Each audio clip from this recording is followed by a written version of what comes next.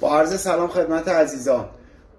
آقا اون مهندسی که نشسته فیوزا رو رنگ بندی کرده، آمپر بندی کرده، این سیم کشی رو حساب کتاب کرده که مثلا این چه آمپری لازم داره، اون سیم چه آمپری لازم داره، درسشو خونده.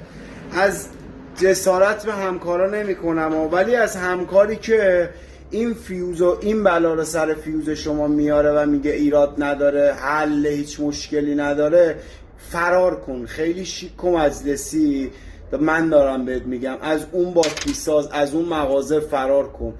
این سیمو بسته، اون اگه به قول یارو گفتن این مشکلی پیش نمی اومد که الان این مشکل برای این بنده خدا پیش اومده، تمام این سیم کشی سوخته. تو این وضعیت به خاطر یه فیوز 15 آمپر، والا این مدلی که این سیم بسته براش، این بیشتر از 70-80 آمپر الان فیوز جوابه. یعنی یه دونه فیوز 15 آمپر مثلا نرفته بخره 30,000 تومن 20,000 تومن.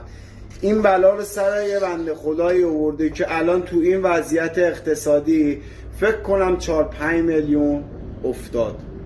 یا علی مدد.